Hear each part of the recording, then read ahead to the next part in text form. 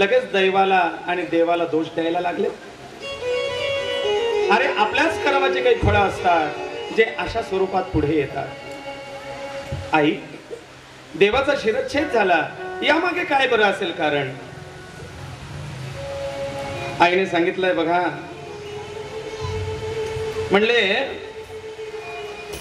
एकदा विष्णू आणि लक्ष्मी हे दोघं सारीपाट खेळत असताना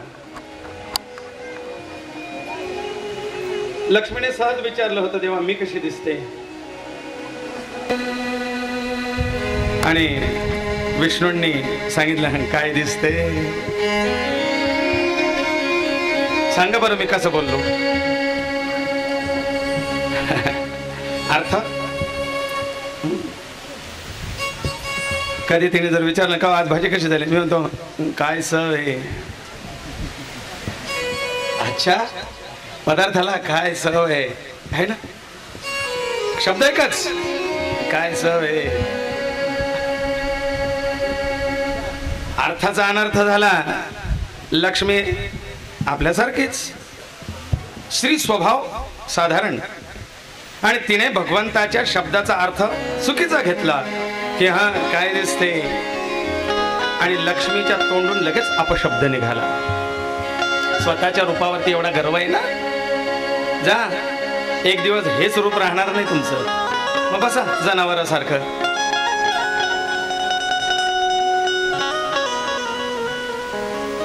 विष्णू म्हणले, रागावलीस? अगं माझा बोलायचा हेतू वेगळा, तुझा समजण्याचा हेतू वेगळा.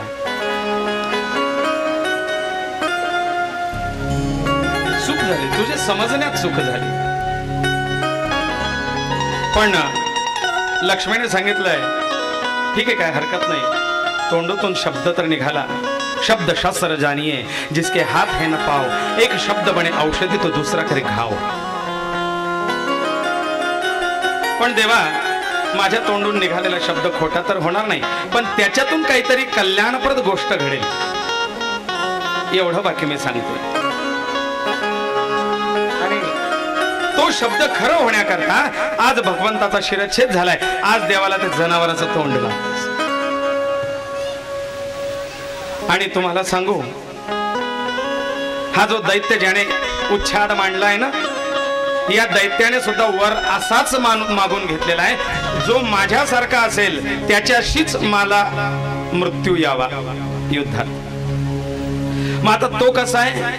मनुष्य देहाने घोड्याचं शिर, मग त्याच्याशी लढण्याकरता ज्याला घोड्याचं तोंड आहे असाच लागेल. मग लढणारा कोण आहे? तर विष्णू. मग याला घोड्याचं तोंड कसं येईल? म्हणून मी भगवान परमात्म्याला ते आता अश्वशिर लावण्याची ही वेळ आहे. भगवती जगदंबेने एक घोड्याचं शिर भगवंताच्या धडावरती लावलं, आणि त्यावेळेला भगवंताला नाव दिलं गेलं हयग्रीव. हा भगवंताचा एक अवतार आहे, हयग्रीव भगवान की. हयग्रीव अवतार. आणि मग हयग्रीव अश्वमुख असणारे भगवंत चतुर्भुज नारायण त्या ठिकाणी उठून उभे राहिले. पुन्हा शस्त्र सरसावलं आणि त्या हयग्रीव असुराशी लढायला निघाले. दोघांचं तुंबळ युद्ध झालं, आणि ह्या हयग्रीव परमात्म्याने त्या हयग्रीव असुराला नष्ट केलं, मृतप्राय केलं, मारलं, त्याचा वध केला. आणि त्याने दडवून ठेवलेले वेद हे पुन्हा वरती आणले. त्या वेदांचा पुनरुत्थान केलं, पुनरुज्जीवन केलं, पुन्हा प्रकाशन केलं.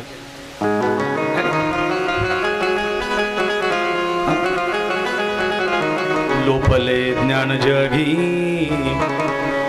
ते लोपलेलं ज्ञान जाग करण्याकरता ज्ञानावतार घेतला विष्णूंनी.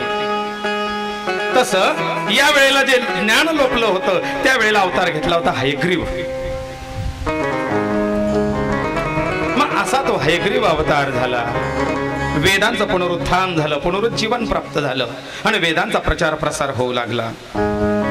म्हणून स्त्रियांनी शक्यतोवर अपशब्द बोलू नये. स्त्रियांनी राग करू नये, रागात बरं वाईट बोलू नये. कारण स्त्रियांच्या शब्दात मोठी शक्ती असते, कारण स्त्री ही एक शक्ती आहे, स्त्री हीच एक शक्ती आहे, म्हणून या शक्तीने अपशब्द उच्चारू नये. मग इकडे हयग्रीव अवताराने हयग्रीवाचा वध केला, हे संकट टळलं. भगवान वेदव्यास जन्मेजयांना सांगतात बघा, वेळोवेळी या आदिशक्तीने भगवान महाविष्णूंनाच नव्हे सर्व देवतांना सहकार्याचं कार्य केलेलं आहे. कधी कधी विष्णूंना सुद्धा देवीच्या सहाय्याची आवश्यकता भासली आहे. देवा गुरु महाराज फार रम्य आणि सुरस कथा आहे तो, आणखीन अशा काही कथा असतील तर सांगा, आनंद वाटतो. वेगवेगळे अवतार, वेगवेगळे कार्य, वेगवेगळ्या कथा आणि तुमच्यासारख्या अधिकारी वक्त्याच्या मुखातून ऐकायला आम्हाला आनंद वाटतोय. सांगा ना मला आणखीन काही असेल. त्यावेळेला महर्षी भगवान वेदव्यास सांगतात, राजा हा एक प्रसंग असा नाही की विष्णूंना भगवतीचं सहाय्य प्राप्त झालं. आणखीन एक प्रसंग असा आलाय की त्यावेळेला विष्णू हतप्रभ झाले. विष्णू बल चालत नव्हतं, विष्णू बल कुठेतरी अपूर्ण पडायला लागलं आणि त्यावेळेला जनरेटर लावायची वेळ आली है ना. किती व्होल्टेजची तुमची इलेक्ट्रिक राहू द्या, गेली की मग इकडे तिकडे इकडे तिकडे. जिथे विष्णुबल कमी पडलं तिथे एनर्जी देण्याकरता ती जगदंबा उभी आहे जनरेटर स्वरूपात. ती म्हणते अपूर्ण पडलेलं बल माझ्याकडनं घे, मी बसले ना पुरवायला, काम अपुरं पडू देणार नाही. ती एनर्जी स्रोत जगदंबा व्यवहारात आहे, एक्स्ट्रा एनर्जी. मग जिथे कुठे विष्णूंचं बल कमी पडलं त्या ठिकाणी ही एक्स्ट्रा एनर्जी पॉवर बँक ती काम करते, ती म्हणजे जगदंबा. कुठे व्यवहारात ही पॉवर बँक जगदंबा आहे, ते जनरेटर जगदंबा आहे. मग सांगा ना देवा, ही कथाही सांगा आम्हाला. वेदव्यास सांगतात, ऐक. आषाढी देवशयनी एकादशीच्या पासून भगवान महाविष्णू ज्या योग निद्रेमध्ये निद्रिस्त होतात, योग निद्रेत जातात, ती चिरंतर निद्रा योग माया ती सुद्धा जगदंबा. योग मायेच्या प्रभावाखाली भगवान महाविष्णू येतात, भगवान निद्रिस्त होतात. सुखे निद्रा करावी या म्हणजे एक हात कानाखात वरती घेतलेला आहे, त्याच्यावरती मस्तक ठेवलंय. भगवंत पहुडले आषाढी उद्या, आणि अशी त्यांची निद्रा चालत असताना मी सांगितलं थोड्या वेळापूर्वी की या कालावधीमध्ये असुरांचा आणि या असुरी शक्तीचा उपद्रव वाढतो, जीवजंतू वाढतात, बॅक्टेरिया वाढतो या कालावधीत. म्हणून चातुर्मासामध्ये क्षौर केलं जातं. साधू संत सत्पुरुष महात्मे या चातुर्मासामध्ये क्षौर करतात, किंवा चातुर्मास सुरुवातीला क्षौराधिक कर्म करतात, प्रायश्चित्त घेतात, त्याच्यानंतर दाढी केस नख कापणं बंद. चातुर्मासात असं व्रत घेतलं जातं साधूंकडनं काही नाही. मग का तर या ठिकाणी काही जीवजंतूंचा प्रादुर्भाव होतो, बॅक्टेरिया वाढायला लागतो शरीरावरती सुद्धा. सायंटिफिक रिझन, सायंटिफिक कारण आहेत. मग इथे भगवान महाविष्णूंनी जी योग निद्रा घ्यायला सुरुवात केली आषाढीला देवशयनी एकादशीला, तर त्यांच्या कानातून काही बॅक्टेरिया जन्माला आला.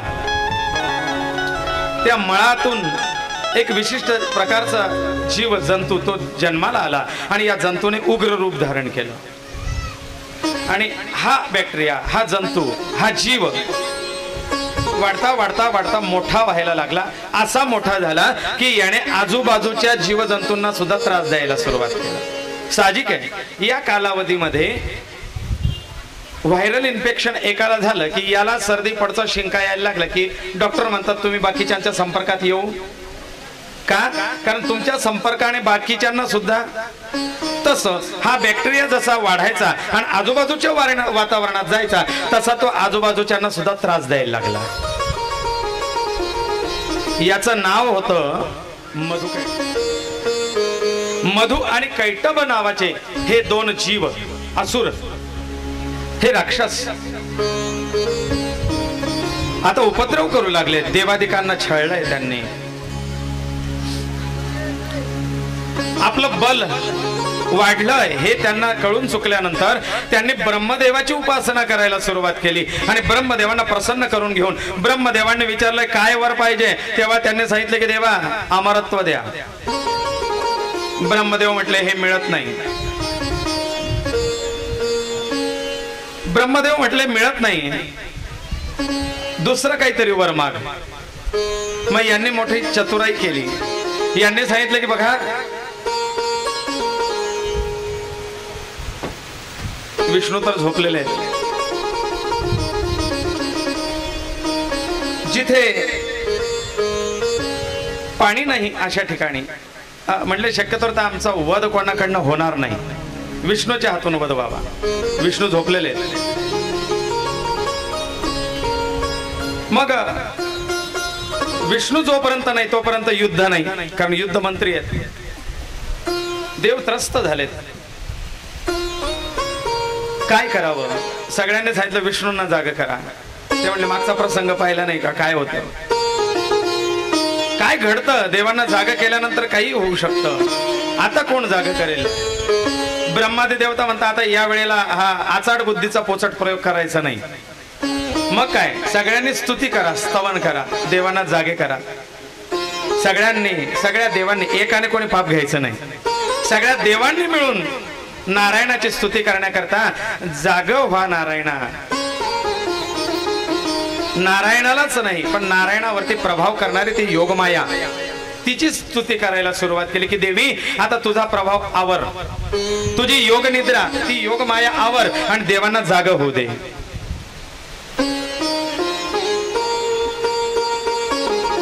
ब्रह्मदेवांकडनं मधु कैटभाने वर मागून घेतला होता इच्छा मरण. आमची इच्छा होईल तेव्हा मरू आम्ही, चालेल का? ब्रह्मदेव म्हणले तथास्तु. जेव्हा तुमची मरायची इच्छा होईल त्याच वेळेला तुम्हाला मृत्यू येईल. ब्रह्मदेवाने वर तर देऊन टाकला. आता कोणाला वाटतं मारावं? मोठं संकट आहे. मग देवांना आता विष्णूला जाग करू नका, विष्णूंना निद्रिस्त ठेवणाऱ्या त्या योगमायेला जाग करा, तिची स्तुती करा, तिला आळवा. कारण मागच्या संकटात तिनेच आपल्याला तारलं. मग सगळ्या देवांनी त्या योगमायेची स्तुती करायला सुरुवात केली. विश्वेश्वरीं जगद्धात्रीं स्थिति संहारकारिणीं निद्रां भगवतीं विष्णो रतुलां तेजस प्रभु. निद्रां भगवतीं विष्णो, हे भगवती तू नारायणाची निद्रा दूर कर आणि नारायणांना जाग होण्याकरता तू प्रेरित कर. ब्रह्मोवाच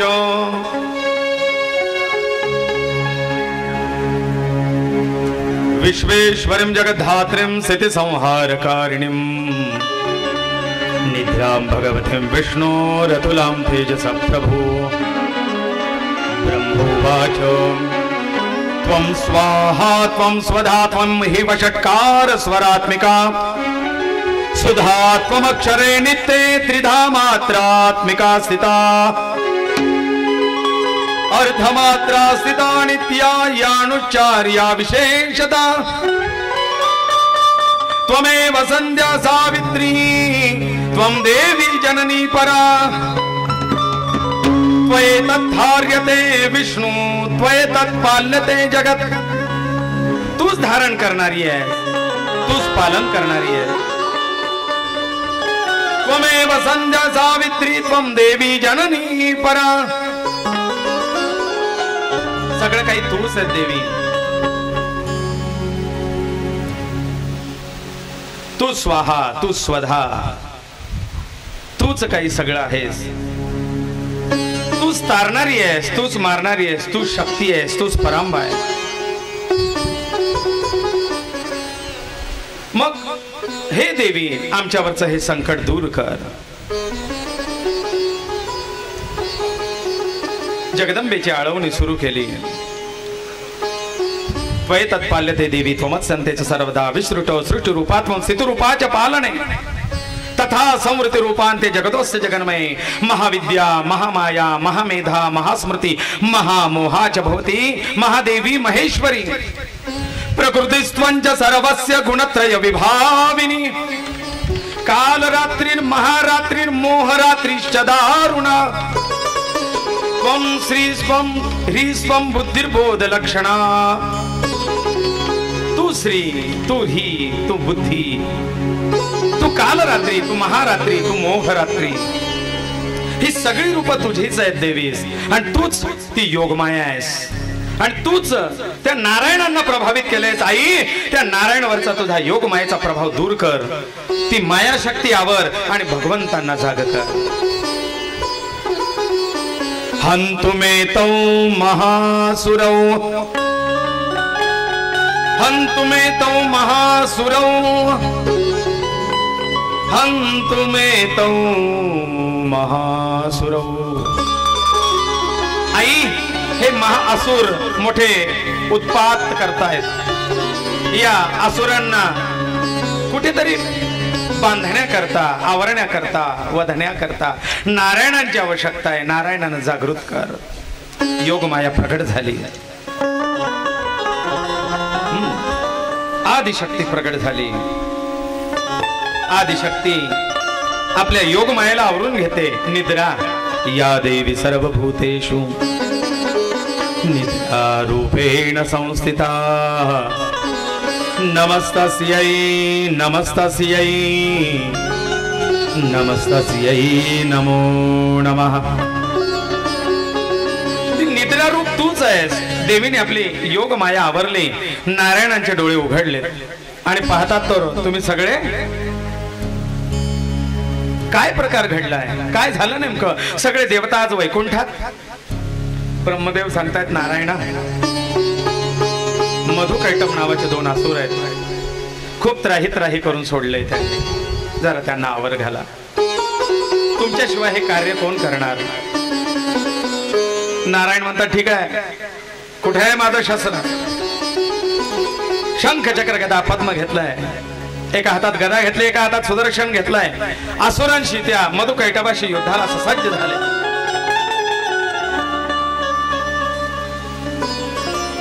घणाघाती युद्ध सुरू झालं. दिवसेंदिवस नव्हे, महिनोन महिने नव्हे, वर्षानुवर्ष हे युद्ध चालू लागलं. मधुकैटप काही आवरत नाहीये. दमलेत, थकलेत भगवंत. ते युद्ध थांबलं. थप्पा. Stop please. नारायणाने सांगितलंय थप्पा, मी दमलोय. अरे बाळा तुम्ही 2 आहेत. त्याची बाळी झाली की तो थकला की तो बाजूला जाऊन बसतो. हे लढायला येतो. हा थकला की हा बाजूला बसतो, तो लढायला येतो. अरे मी एकटा आहे. तुम्ही आळीपाळीने लढायला येत आहे. मी एकटा लढतोय. मलाही काही विसावा घ्यायला वेळ देता की नाही. Time please. हा ठीक आहे. खाऊन पिऊन ये. मधुकैटपाने सांगितलं ठीक आहे खाऊन पिऊन ये. नारायण पुन्हा वैकुंठात. देवीची आळवणी करतात. जगदंबे काय करावं. इतकी वर्ष झाली ते एकामागून एक लढतायत. आणि आई माझं बल चालत नाहीये का, आवरले जात नाहीये. काय कारण. जगदंबा नारायणाला सांगते नारायणा याला कारण ब्रह्मदेव आहे. कारण त्यांनी वर देऊन ठेवलं इच्छा मरण. तू मारल्याने ते मरणार नाही. ते जेव्हा म्हणतील मला मारायचंय तेव्हा ते मरतील. मग आई मी काय करू. नारायणा सगळ्या ठिकाणी बल चालत नाही, कुठेतरी बुद्धी चालते. या देवी सर्वभूतेषु बुद्धिरूपेण संस्थिता नमस्तस्यै नमस्तस्यै नमस्तस्यै नमो नमः. बुद्धी वापरा, कपटाने युद्ध करा. ठीक आहे. जैसास तैसे. आता नारायण पुन्हा युद्धाला गेले. पुन्हा युद्ध सुरू झालं. एक नव्हे, दोन नव्हे, दिवस नव्हे, महिने नव्हे, वर्ष युद्ध चालू लागलं. आणि त्यावेळेला विष्णू आता थांबतात. म्हणले थांबा रे थोडं. काय बऱ्याच वर्षांपासून युद्ध चाललंय, आजपर्यंत तुमच्यासारखे योद्धे मला मिळाले नाही. मी प्रसन्न आहे. तुम्हाला ब्रह्मदेवाचं वरदान आहेच, पण आता नारायणाचं वरदान घ्या. काय मागायचं ते मागून घ्या, मी द्यायला तयार आहे. मला तुमच्यासारखा शूरवीर योद्धा आजपर्यंत मिळालेला नाही. जिंकले तुम्ही, मागा. काय मागायचंय? मी प्रसन्न आहे. मोठेपणा दाखवला, मी प्रसन्न आहे तुमच्यावर. मधुकैटभ एकमेकाकडे पाहतात. हे दमलेलं दिसतं आणि आपल्याला म्हणले मागा. काय मागायचंय?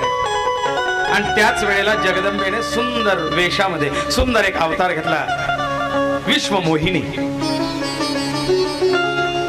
त्यांचं युद्ध चाललंय, त्या ठिकाणी ही विश्वमोहिनी अवतरित झाली. तिला पाहिल्यानंतर तर यांना जास्त जोर सुटला.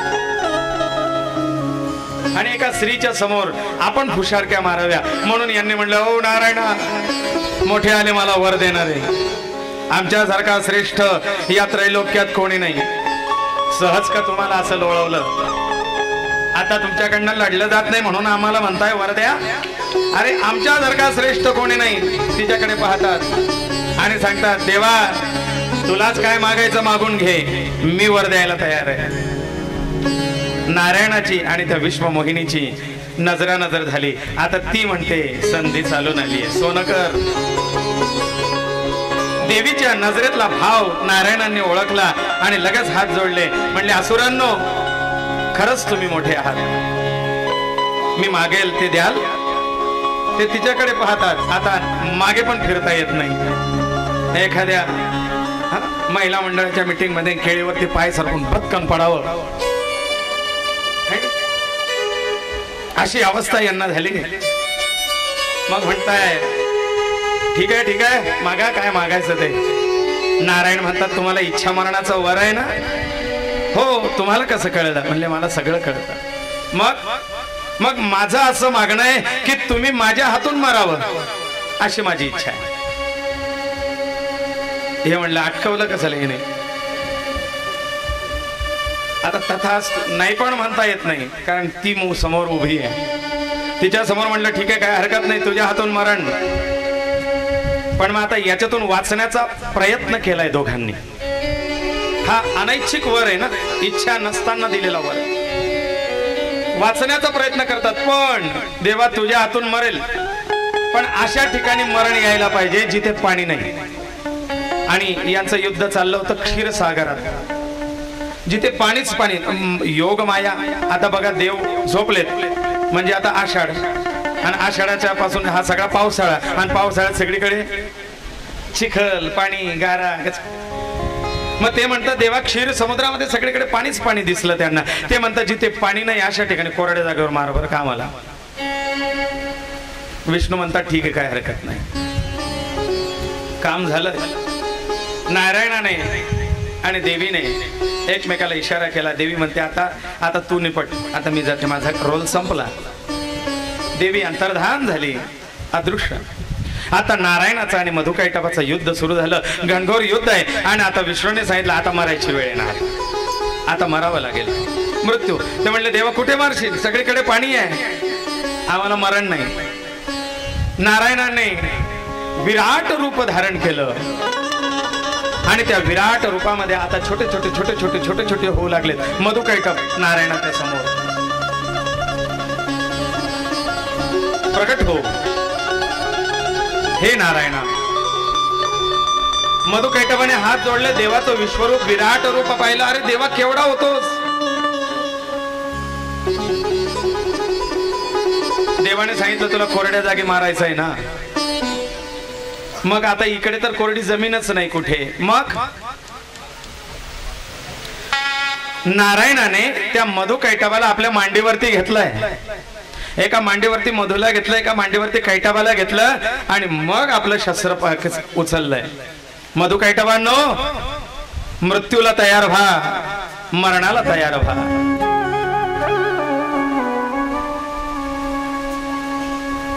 दोघांना शिरच्छेद केला, दोघांना मारलंय. मधु आणि कैटब दोघं मृत्युमुखी पडले. देवांवरचं संकट दूर झालंय आणि देवांनी भगवती जगदंबा आदिशक्तीची आणि नारायणाची स्तुती करायला सुरुवात केली. देव म्हणतात की नारायणा, आज तुमच्यामुळे आमच्यावरचं हे महासंकट दूर झालंय. देव म्हणतात मी नाही, मला जर सहाय्य तिने केलं नसतं तर माझ्याकडनं सुद्धा हे शक्य नव्हतं. आणि म्हणून करायची स्तुती तर तिची करा, आळवणी करायची असेल तर त्या मला एनर्जी पुरवणाऱ्या त्या जगदंबेची करा. आणि मग सगळे देवता त्या जगदंबेचं स्तवन करू लागतात. ओम जगदंबे नमो नमः, श्री जगदंबे नमो नमः, जय जगदंबे नमो नमः, आई जगदंबे नमो नमः, जय जगदंबे नमो नमः, आई जगदंबे नमो नमः. ओम जगदंबे नमो नमः, श्री जगदंबे नमो नमः, आई जगदंबे नमो नमः, जय जगदंबे नमो नमः.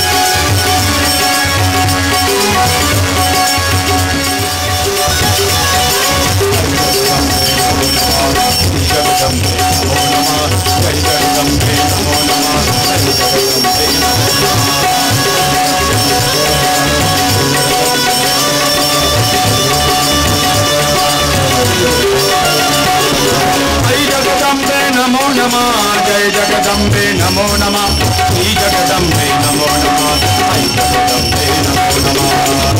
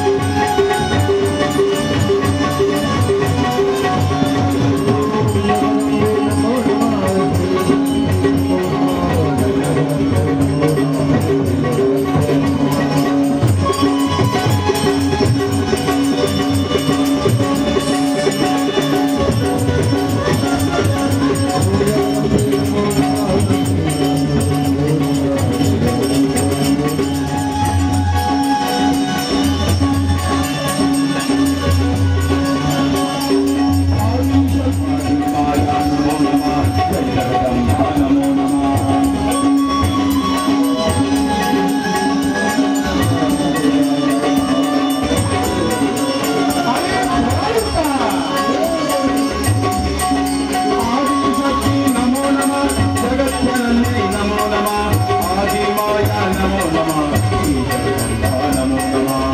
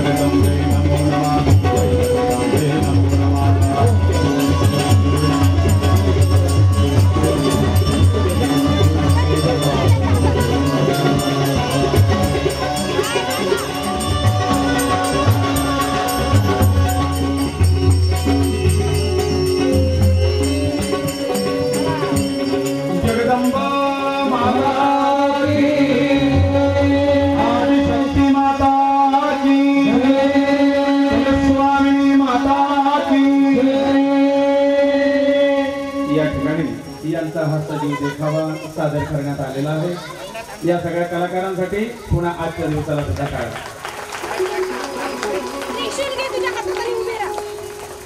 कुमारिका आणि कुमारिकाची आई सुवासिनी म्हणून दोघांनी या। तोपर्यंत इकडे कुमारिका पूजन होत आहे। या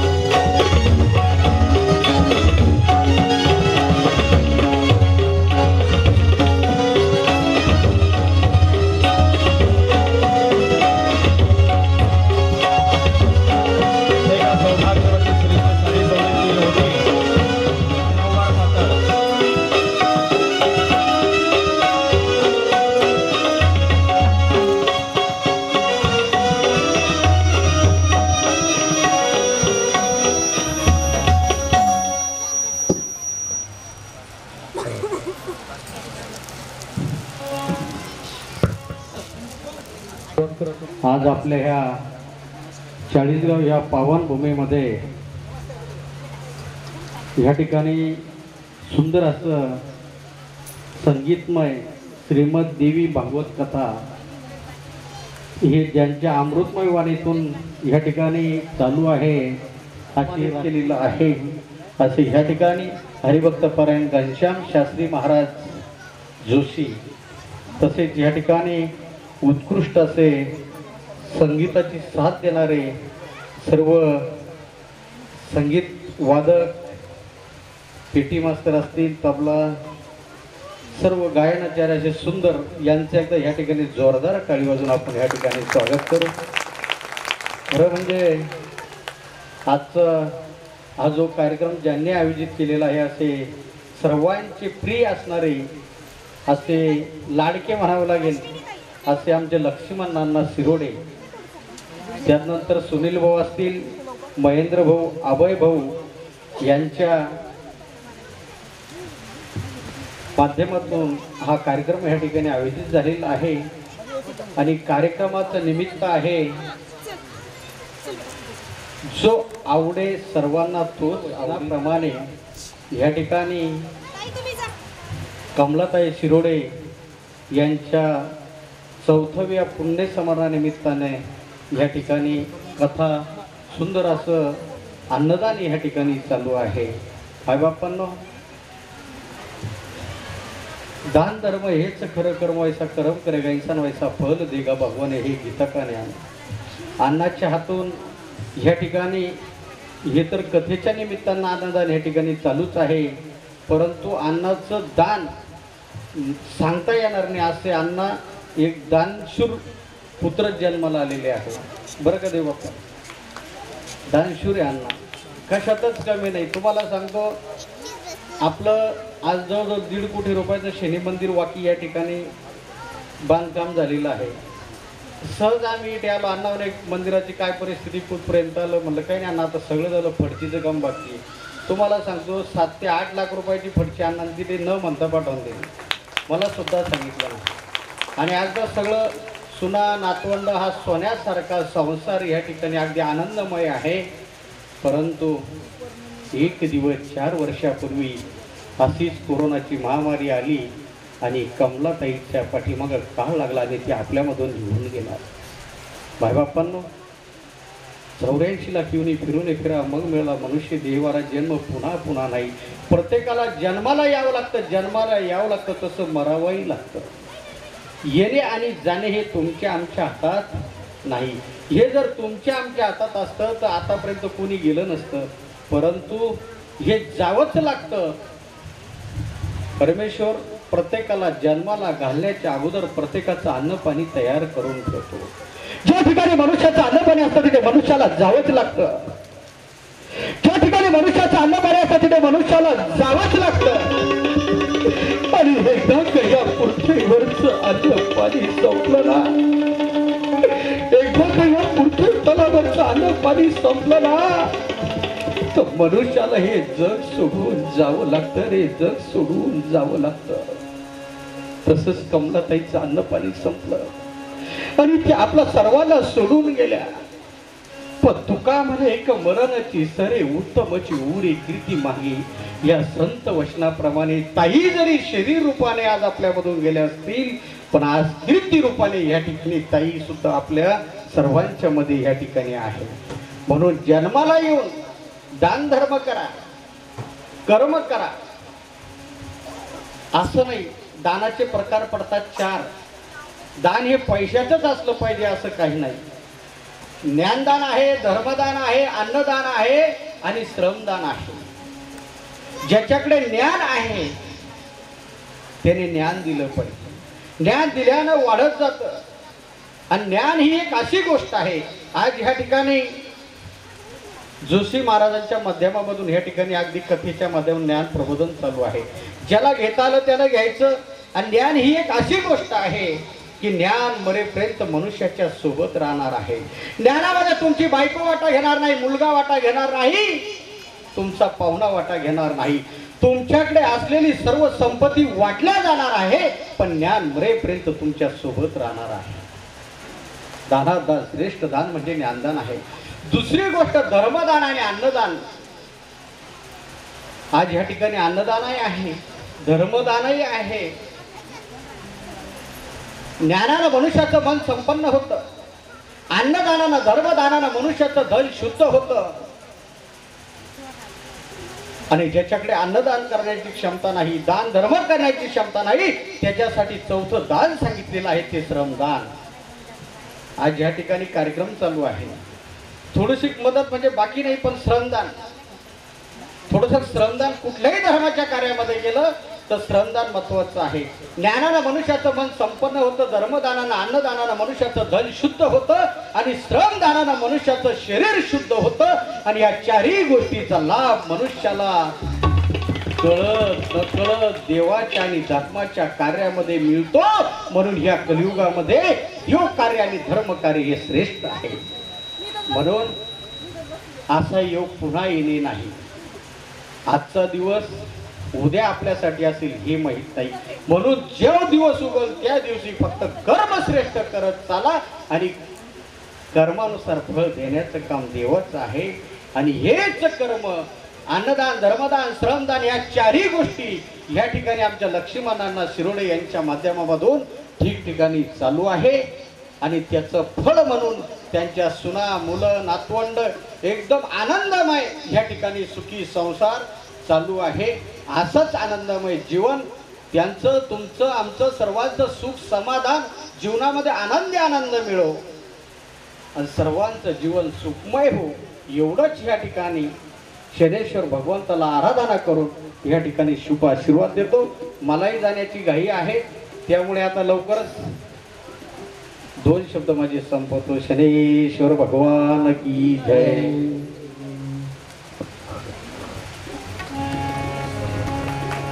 कोणी भोजन केल्याशिवाय जाऊ नये. आता आरती होईल. आरतीची तयारी. भोजनाची व्यवस्था शेजारी. घाई गर्दी करू नका, अन्न वाया घालवू नका. मधुर अन्नाला मान द्या आणि त्या अन्न परब्रह्माचा लाभ करून घ्या. आरतीची तयारी. शरद त्र्यंबके गौरी नारायणी नमोस्तुते. शरणागतदीनार्थ परित्राणपरायणे मंगलं गरुडध्वजा मंगलं पुंडरीकाक्ष मंगलाय तनोहरि.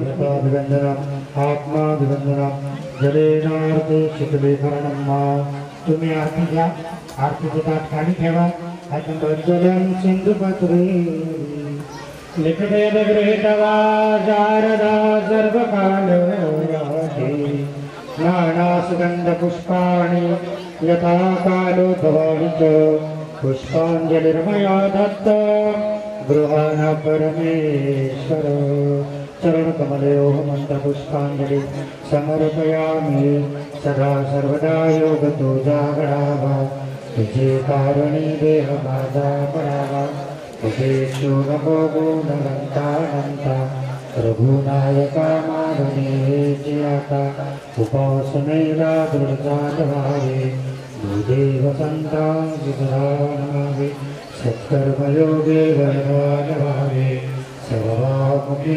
मंगलबोधावे हे तुझे नामाचा